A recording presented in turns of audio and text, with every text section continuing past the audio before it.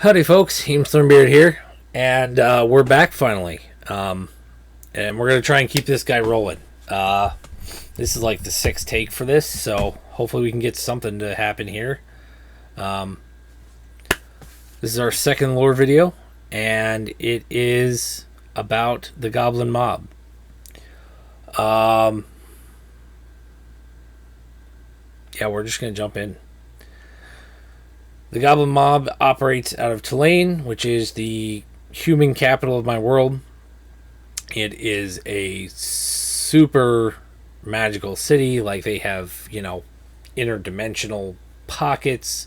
You can buy anything here from flying rugs to magic swords to mana potions, which we'll get into.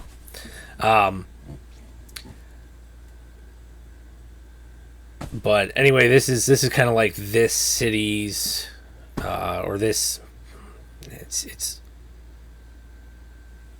it's more than just the city. But I mean, they mainly operate out of this city and try and keep their operations centralized.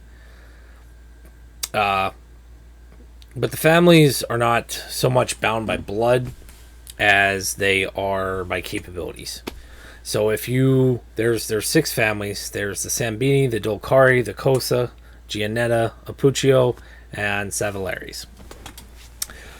I did kind of, hopefully, try and keep things like kind of Italian mafioso sounding. I use Don John, so don't holler at me for the names. Anyway, again, they're not, you're not born into a family. Like, you might be, but that doesn't mean that's the family that you're going to work for or with.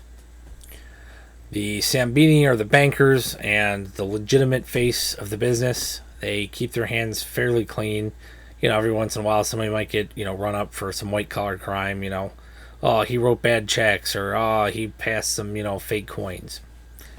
That's the biggest thing they're going to get whacked for. Because they know better. The soldiers, the enforcers, the brute squad is going to be the Dolcari. The Cosa, the third family, are your trainers, artisans, and crafters. They're good with their hands. The Gianettas are kind of what you call your socialites. They're lawyers, they're accountants. They have access to things and people that can be useful to the family. The Apuccio, they're kind of, I don't really have a lot for them. It's kind of like where you would start out if you weren't born into the family, right? Like, you would get thrown in there, and from there you would get sorted into your house, like, for lack of a better term, Harry Potter style. You'd start in a Puccio, and then you'd be like, hey, you're good with your hands. You go to the Cosas, or oh, you come from this family. We can use you to scare another family. You're gonna go work for the Dolcaris. Anyway, the Sambinis are incredibly wealthy. They run the MANA factory, and they employ gnomes, halflings, dwarves, humans. They employ anybody at these factories. Now, the people in any kind of position of power would not be these individuals. It would stay within the family. It'd be the goblins. But even like the board of directors does have a few human nobles on it to maintain that air of transparency, right? Like, they're smart. These aren't like your run-of-the-mill goblins. These are these are smart buggers. The moving on to the second family, the Dolkari are the brute squad. These individuals are the ones that make sure that the coin continues to flow.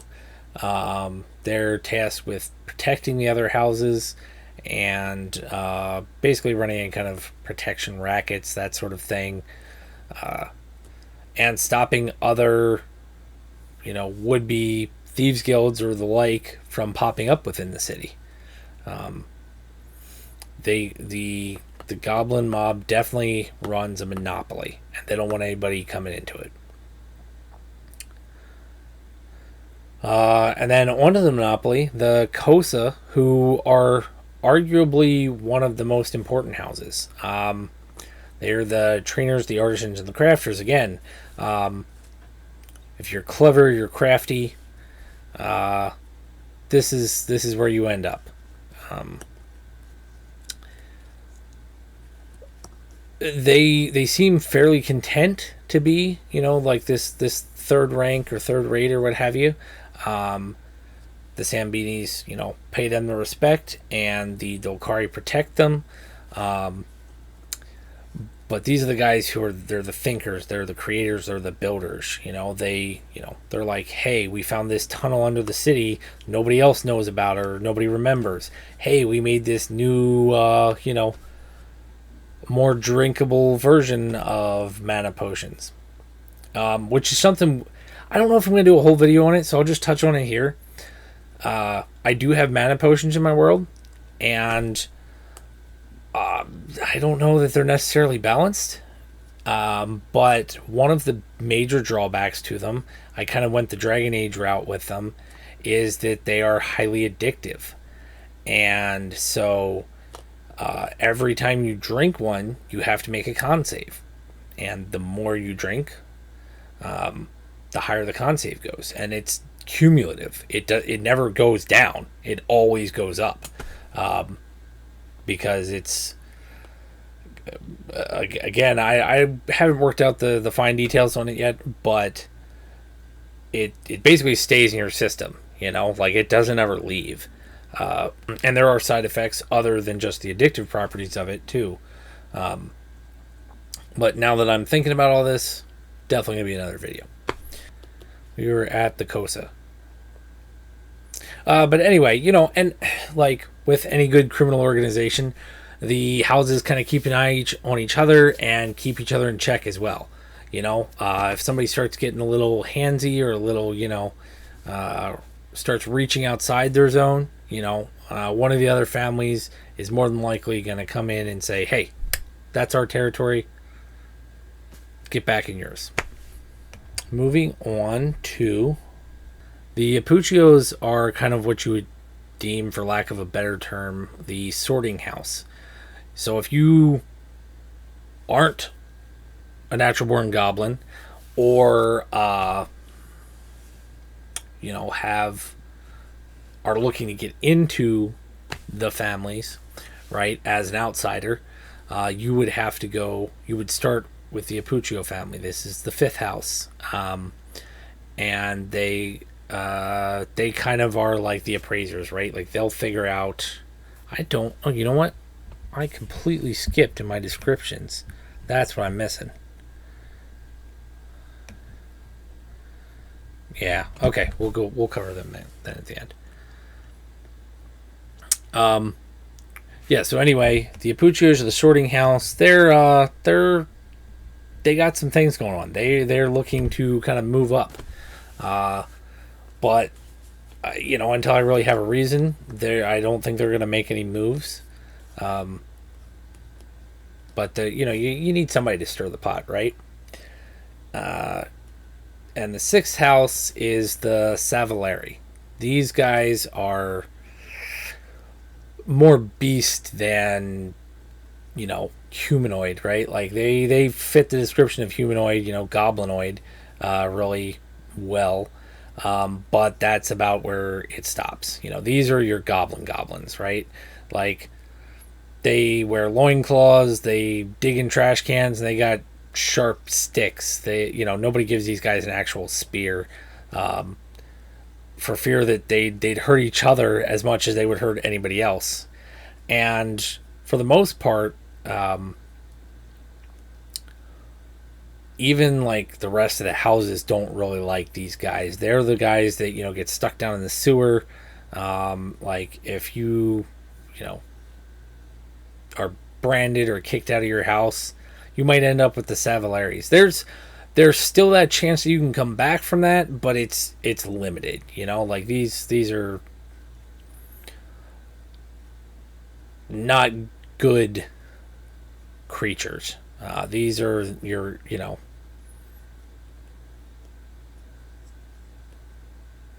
yeah.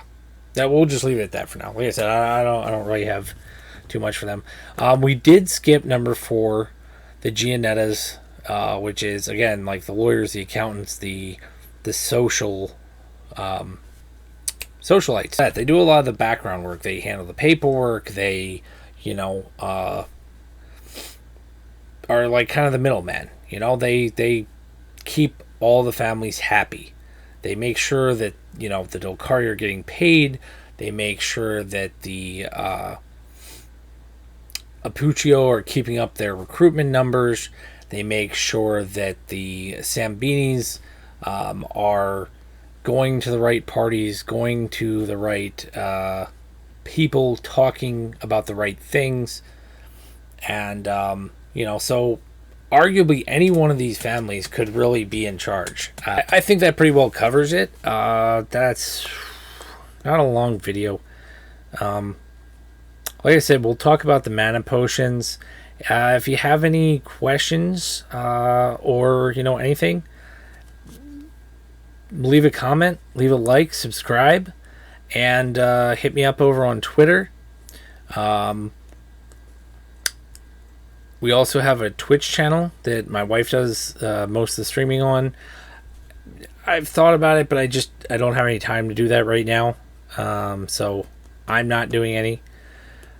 I am, however, on Tuesday nights streaming in actual play with Blue Collar DM over on his Twitch channel. So 7:30 Central, 8:30 Eastern on Wednesday nights. Come check us out. It's a lot of fun. We only had our second session last night, but well, depending on when this goes up, last Wednesday. And like I said, we had a good time. Hopefully we'll continue having a good time. Give him a like and a follow as well. Then Ashley the Bard from Are You Sure You Want to Do That? She has a channel here on YouTube as well as a Twitter, so go check her out. She's another one of the players in that game. And finally, there's Jody and JD, but neither of them really have too much in the way of social medias. You know, they're not super active. They just want to play some D&D, which I totally get. It's this is like having a second job, honestly. It's good to be back. Hope you all enjoyed the video. Again, like, comment, subscribe. See you soon.